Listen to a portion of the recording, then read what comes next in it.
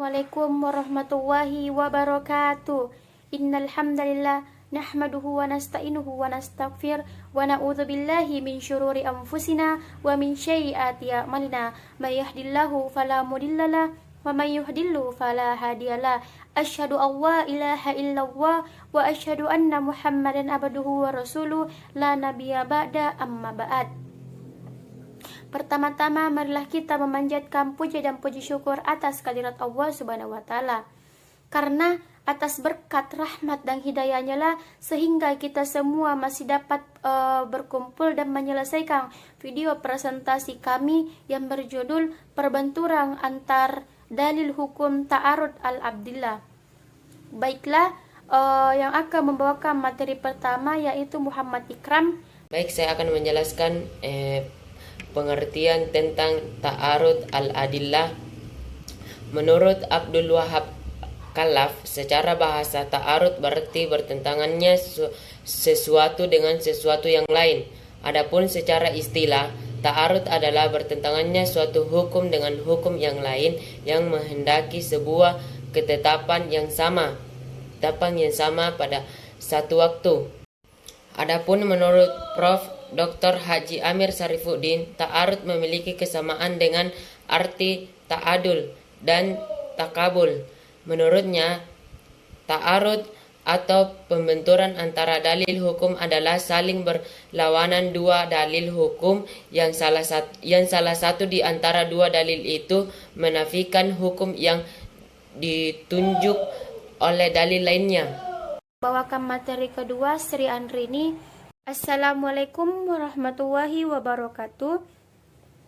Perkenalkan, nama saya Sri Andrini, NIM 90501211107. Baiklah, saya akan melanjutkan materi selanjutnya, yaitu macam-macam ta'arud al-adillah dan pendapat beberapa ulama. Para ulama berbeda pendapat mengenai masalah perbenturan antara dua dalil yang qat'i, yaitu yang pertama, pendapat terbanyak di kalangan ulama mengatakan bahwa antara dua dalil yang qat'i tidak mungkin terjadi pertentangan. Alasannya karena setiap dalil yang qat'i harusnya adanya hukum madlu. Bila dua dalil qat'i berbenturan, berarti kedua dalil tersebut menghendaki dua buah hukum yang saling bertentangan. Hal ini tidak mungkin terjadi. Yang kedua, ada ulama yang memungkinkan bertemunya dua dalil qat'i yang saling berbenturan masing-masing. Dalil tersebut dipegang oleh ulama yang memandang sebagai dalil qat'i. Yang akan membawakan materi ketiga Hanum Asila. Assalamualaikum warahmatullahi wabarakatuh. Perkenalkan, saya Hanum Asila, NIM 90501211126. Baik, saya ingin memaparkan materi selanjutnya, yaitu solusi atas perbenturan dalil hukum. Nah, ada beberapa model solusi yang diperkenalkan oleh beberapa ulama untuk mengkompromikan perbenturan antara dalil. Ali Hasbullah sebagaimana dikutip Kamal Muhtar mengatakan bahwa jika dua dalil yang bertentangan keduanya qat'i tidak mungkin ditarjih. Carilah mana yang lebih dahulu melalui asbabul urutnya. Kemudian dalil yang terakhir dinas oleh dalil yang datang lebih dahulu. Kalau bisa maka dilakukan jamak kompromi di antara dua dalil tersebut.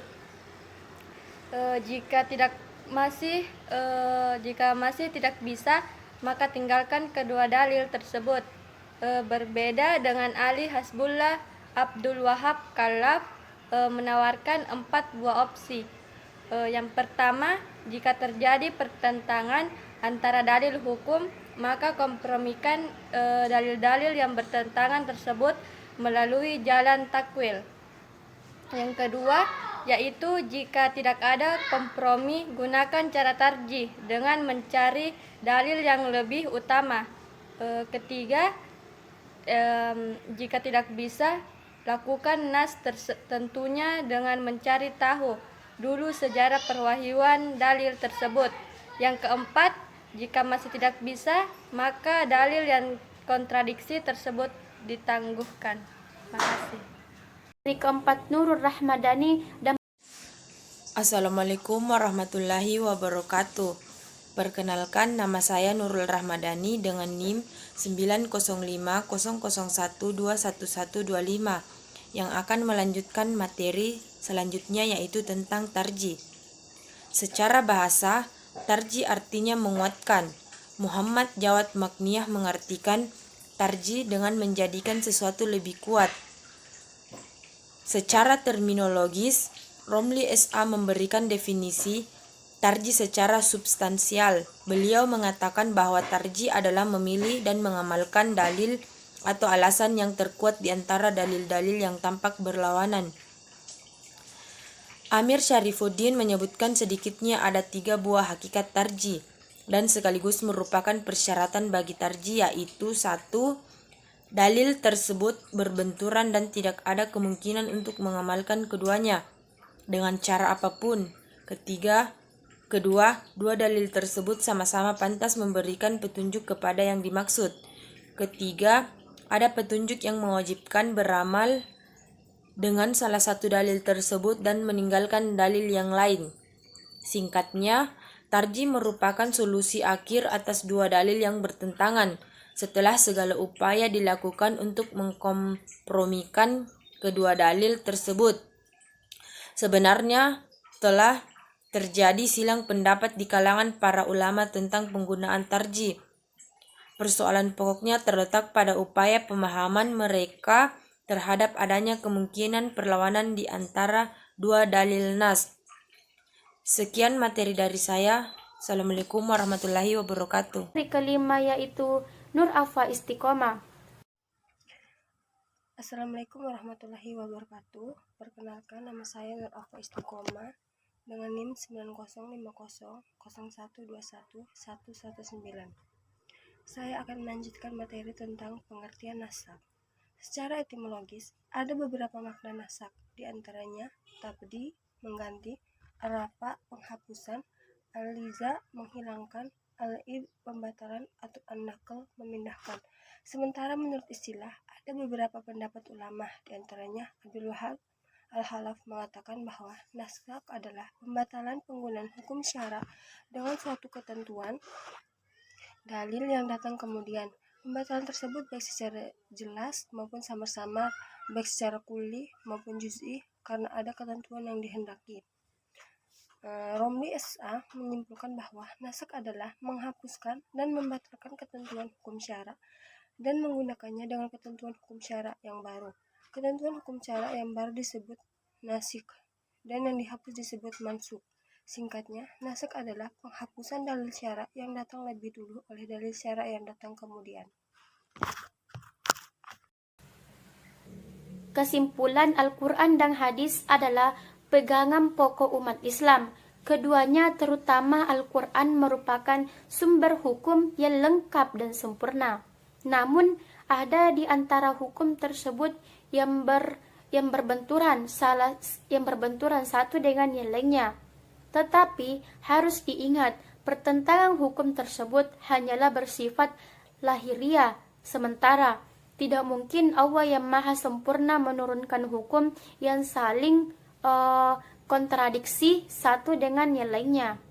Banyak solusi yang ditawarkan ulama untuk memecahkan perbenturan antara dalil hukum, mulai dalil al-jama'u wa at-tawih, al-nasak, tarjih, tahyi, tawafuf, sampai tasakut. Tentunya semua solusi tersebut untuk menghilangkan dan mengkompromikan hukum-hukum yang saling bertentangan.